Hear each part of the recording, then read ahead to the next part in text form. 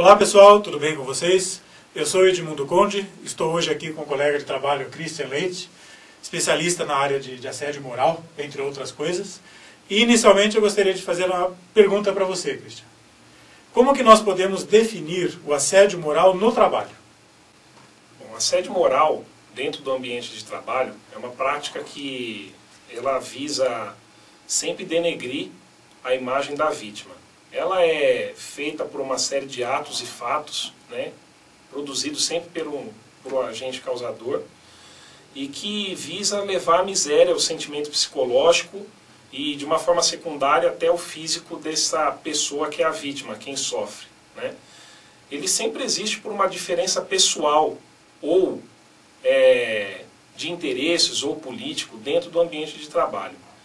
Esse assédio ele é sistematizado de uma forma a ser uma vez por semana, 2, 3 ou várias vezes ao dia. O que importa é a sistematização e a repetição da conduta do agressor, né? Ele sempre leva para esse sentido de agredir, sempre de agressão, visando a retirada daquele membro daquela comunidade ou daquele posto dentro da empresa ou do local ou dentro da organização. Ele sempre visa anular o agente agredido. Seria isso. Quais são os tipos de assédio moral no trabalho, Christian? Então, no trabalho, nós temos aí algumas espécies de assédio moral, né? O assédio moral, ele decorre, é um tema ingrato para a gente falar agora, pelo pouco tempo que tem, né? Esse assunto pode ser melhor explanado. Mas, de qualquer forma, a priori nós podemos destacar 3 tipos de assédio moral que são os mais comuns dentro da relação de trabalho. O primeiro deles, assédio moral ascendente. Esse é o menos comum. É o assédio moral que é cometido de uma posição hierárquica dentro da organização, do meio ambiente de trabalho, inferior à vítima, que é o agredido, tá? Então, o assédio moral ascendente é aquele que vem sempre do subordinado ou de um grupo de subordinados em relação à chefia, ou o cargo diretivo, o preposto, que está numa posição hierárquica superior, né? Podemos dar como exemplo desse tipo de assédio o assédio cometido por um determinado grupo ou setor de uma empresa em relação ao seu líder, né? Por uma determinada ordem que não é aceita, ou por uma questão pessoal ou política daquele grupo de coordenados em relação ao seu líder hierárquico ou de posição superior, né? Outro tipo de assédio moral que é mais comum dentro da relação de trabalho seria o assédio moral horizontal, que é cometido pelo próprio colega de trabalho de posição hierárquica igual ao que a vítima está sendo agredida. Então, numa relação de trabalho, é aquele grupo de pessoas ou um indivíduo que começa a chacotear ou banalizar de uma forma não ética aquela vítima que tem a mesma posição hierárquica dentro da empresa. Esse seria um assédio moral horizontal. E o mais comum é o assédio moral descendente. É aquele que vem da posição hierárquica superior em relação ao subordinado. Este, numa pesquisa que foi realizada por uma pesquisadora francesa, que é tida como uma das melhores cabeças dentro do assédio moral, Mary France, ela destaca ele como um assédio moral de 68% encontrado dentro das relações de trabalho. Sempre esse que vem da posição hierárquica superior do que comanda em relação aos seus subordinados, que são geralmente as vítimas. Essas vítimas podem ser coletivas ou individuais também. Christian, como o assédio moral se manifesta dentro do ambiente de trabalho?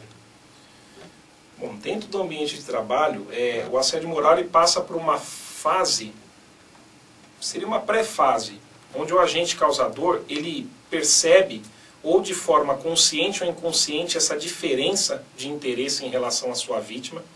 Ele mentaliza a vítima e aí, como eu disse, de forma consciente ou inconsciente, ele começa a sistematizar para poder colocar de forma prática o plano de assédio que ele tem. Esse plano de assédio ele pode ser consciente ou inconsciente, sempre, né? Nem sempre o agente causador ele tem a noção da agressão que ele está causando ou o porquê. Nem sempre isso é tão claro. Em relação a essa segunda fase, que seria a fase de colocar em prática toda a mentalização que já foi feita, ele pode agir por omissão, agir por gestos, ele pode ser oral, Existe diversas formas, pode ser gestual. Uma forma muito comum é a forma de segregar aquela vítima do meio ambiente de trabalho, separando-o dos demais por qualquer motivo. Existe a forma da comissão, que seria simplesmente ignorar a vítima, né? De uma forma que ela não se sinta mais integrante daquele meio que ela convive dentro do meio ambiente de trabalho. O assédio moral, ele tem essa característica perversa, nem sempre ele é tão simples, ele é perceptível ao olho nu e até de um analista ali que conhece o meio ambiente de trabalho, que pode estar identificando da onde ele parte, na onde recebe, né? Mas a vítima sempre sente isso de uma forma pessoal, íntima, às vezes não tão consciente, a ponto de a vítima às vezes não querer mais retornar, não se sentir bem dentro do ambiente de trabalho, mas ela não saber explicar de uma forma objetiva o porquê, né? Esse é um tipo de assédio moral perverso, cruel, né? Nem sempre o assédio moral ele é tão perceptível, e às vezes também não é, né? Mas quando ele o é, a própria vítima, pela própria repetição, ela passa a identificar quem é o agente causador. Esse assédio moral ele é menos grave, porque você consegue identificar a origem, né? Mesmo que você não identifique o porquê, nem sempre o porquê é tão claro. Por conta dessas questões objetivas e subjetivas. Quando a gente trata dela de uma forma subjetiva, é um assédio moral que ele é perpetrado no subconsciente, tanto do agente causador quanto da vítima, né? E o assédio moral, quando ele é objetivo, é aquele assédio moral puro, que você já consegue perceber tanto quem é a vítima na relação e quem é o agente causador, né?